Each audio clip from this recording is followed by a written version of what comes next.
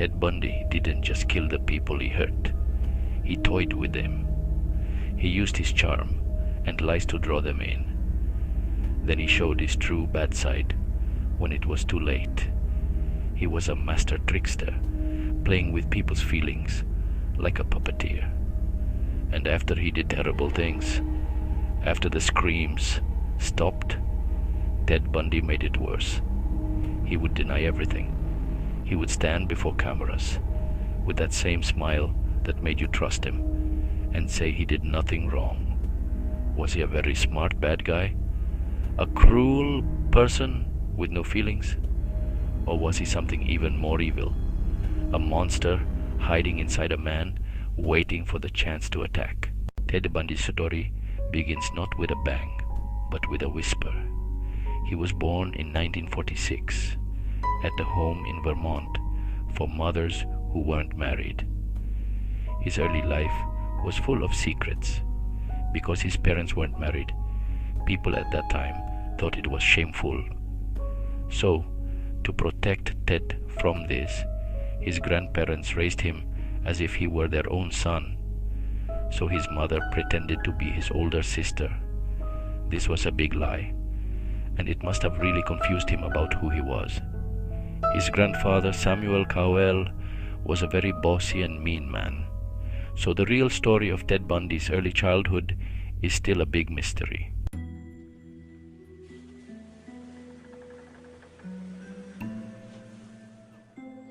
Looking into Ted Bundy's family history brings up many questions.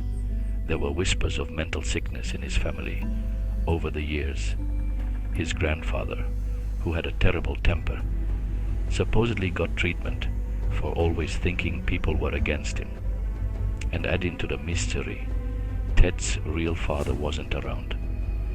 Ted's relationship with his mom, Louise, was tricky and always a big part of his life.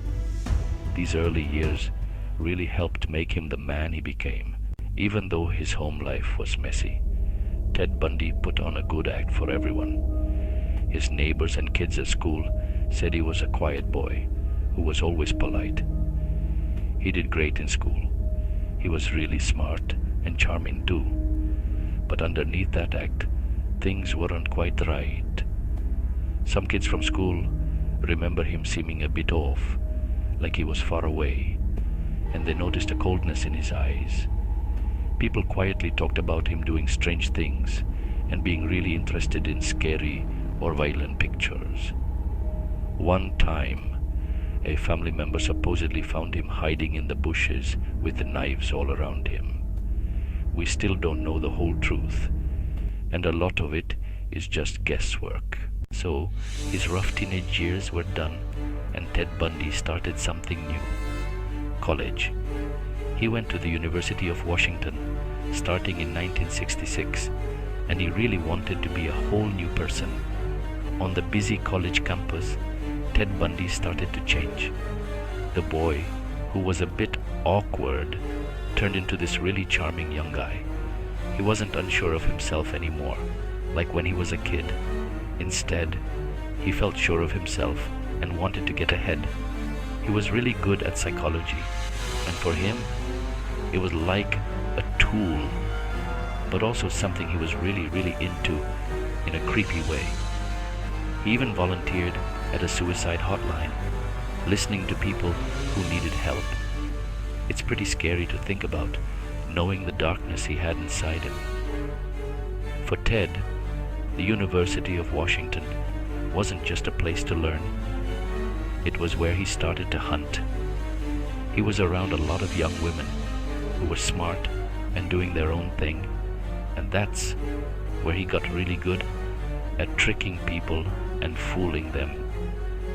He acted like he was super charming and smart, and he got amazing at figuring people out, like knowing what they were worried about or what made them feel unsure, and then using that to get what he wanted.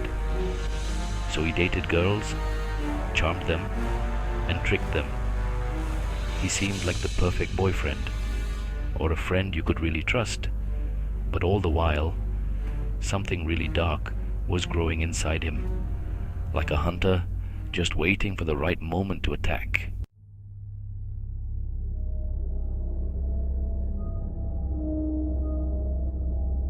Ted Bundy's favorite weapon wasn't a gun or a knife, it was his mind.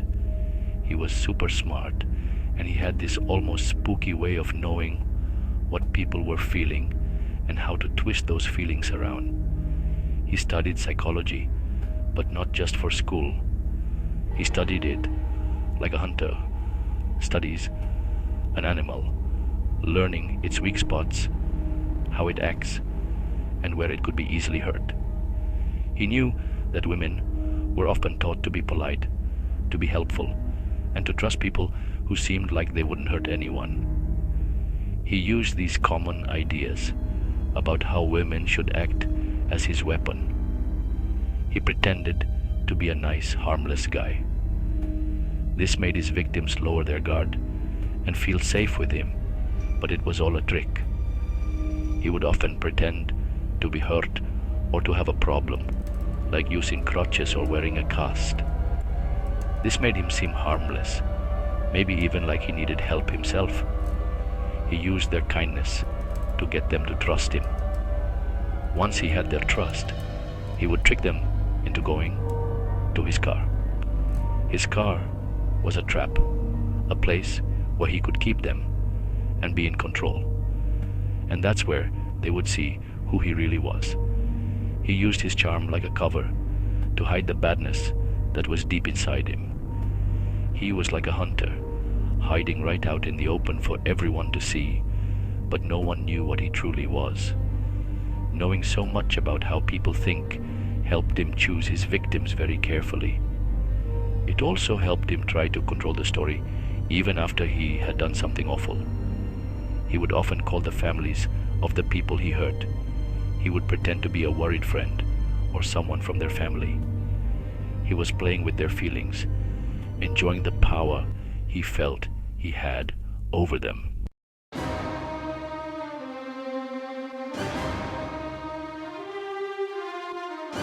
Part 3. Whispers in the wind, early crimes and missed opportunities.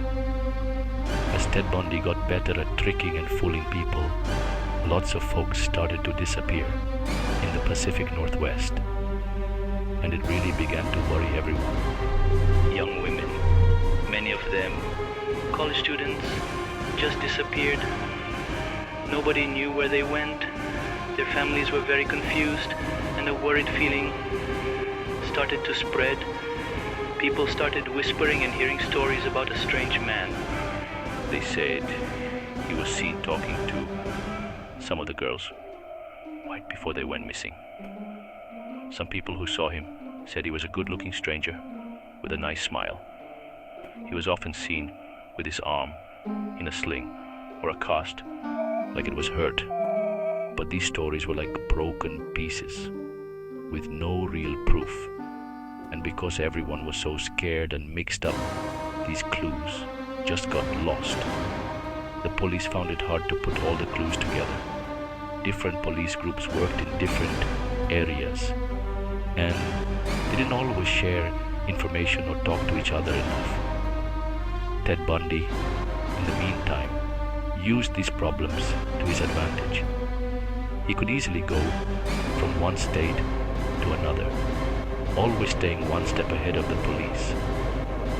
When we look back now, it's scary to think about all the chances that were missed to stop Ted Bundy before he did his very worst things. They almost caught him a few times, but each time he somehow got away. He left behind so much sadness and damage and so many questions that no one could answer. The quiet talk and rumors got louder and louder, but it would take more time, and more sad things would have to happen before everyone would find out just how many terrible things he had really done.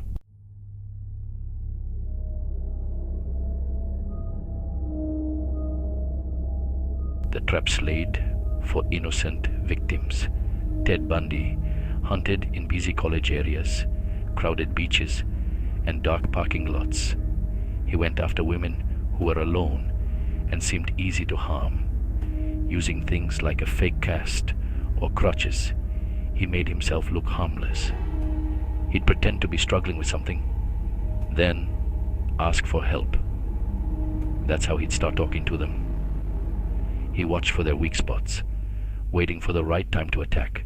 Bundy's cruel ways of kidnapping. The change from a friendly stranger to a cruel kidnapper was quick and harsh. Once they were tricked into going to a lonely place, often his Volkswagen Beetle, his act would stop. He would get control of them by using his strength or by threatening them. His victims, who he picked because they were trusting, were very surprised. When they first tried to fight back, he became cold and mean. Inside his car, Bundy made a moving place of terror. He used handcuffs, rope, or pantyhose to keep them from moving. He drove them to faraway places where nobody could see them. Some victims remembered how Bundy changed completely in the way he acted. His friendly smile disappeared. Instead, his face looked cold and empty.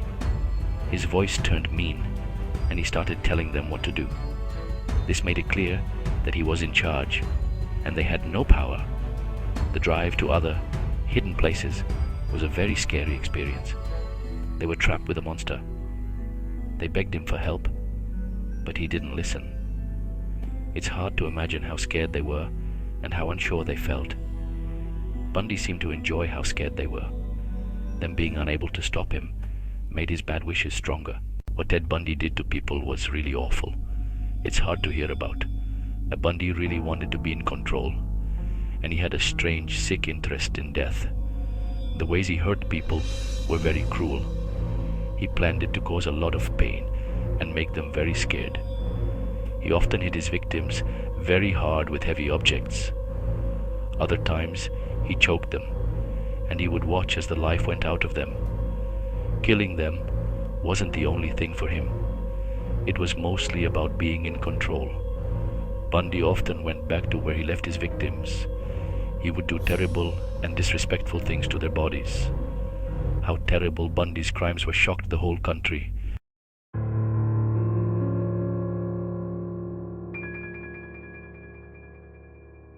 Ted Bundy was like two different men in one. Charming and popular one minute, then cold and always planning the next.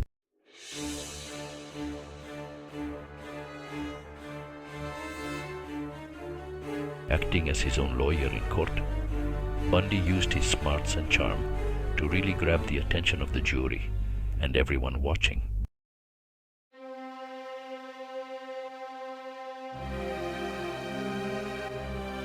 Ted Bundy's case got everyone talking, and people had really strong, different views.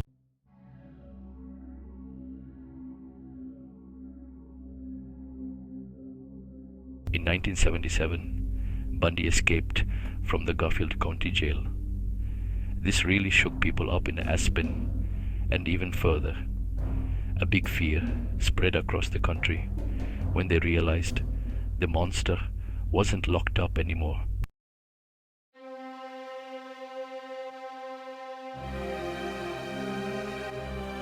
Bundy's time on the run was all about him being super tricky to catch and also acting totally wild.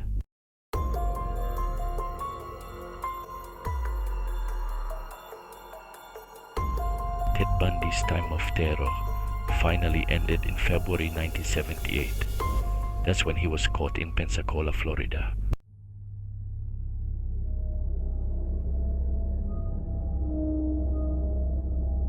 As his execution got closer, Bundy confessed to killing dozens of people, and he shared some really chilling details.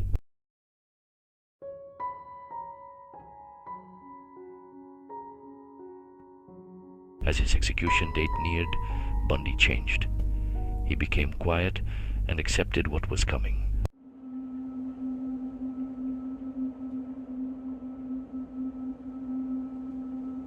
Ted Bundy's name basically means evil, but he still has people who admire him.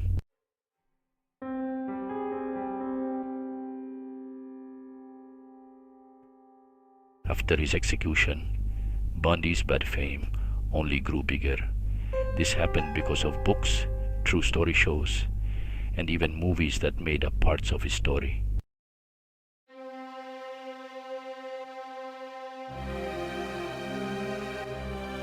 The executioner flipped the switch, and Ted Bundy's life ended. But the scary idea of him still hangs over America. He didn't just kill people. He kind of shattered the country's innocence. He showed that monsters weren't always hiding in dark alleys. They could be the charming young man living right next door. He was the person you'd least expect. And that's what makes his story so scary, and something you just can't forget. Bundy was so good at blending in, looking totally normal, while hiding such awful darkness inside. That really changed how we look at strangers forever. Suddenly, it was like the man offering to help with your groceries could actually be a bad person, pretending to be good. Or that friendly face at the bar might be hiding a really bad plan. The world just felt a little less safe, and it was a lot harder to trust people. Even today, so many years after his crimes, you see true crime shows and podcasts looking at every single detail of Bundy's life. They're searching for answers that, well, they might never find. We're sort of drawn to his story. It's gross, but at the same time, we can't look away. It's hard to understand how someone who seems so nice on the outside could have such terrible evil deep inside him. Ted Bundy didn't just kill people. He also killed a part of America's simple trust. He made us face a tough truth, that evil can look like someone you know, someone familiar, that really bad things can be hiding behind the kindest looking smile. And that scary realization still casts a long shadow, affecting how we all think and feel.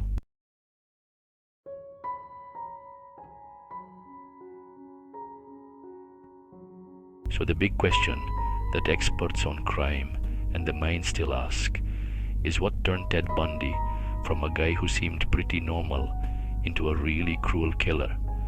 Was he just born evil, like a bad seed, meant to scare and hurt folks? Or did something really bad happen when he was a kid that messed up his mind, things he just couldn't control? Some folks point to the fact that his parents weren't married when he was born. All the shame and secrets kept about his early life as things that might have pushed him toward doing terrible things. Others say it was because of the bad things people claim he saw his grandfather do, thinking that seeing violence can make someone else violent, like a harmful pattern that keeps going from parents to kids. But maybe the most worrying idea is that there wasn't one single big moment, no awful thing that happened that can really explain why Bundy became such a monster. Maybe the truth is much scarier than that. That maybe everyone has a little bit of badness hidden inside them, like a sleeping darkness, just waiting for the right mix of things to wake it up. Ted Bundy himself never really told us much about why he did what he did. What he did say was a jumble of truth, things that were only partly true and flat-out lies, all made up to help his own sick plans. In the end, he died and took the answers with him, leaving behind so much pain, so many questions we still can't answer, and the scary idea that some really deep parts of a person's mind might be impossible for us to ever truly understand.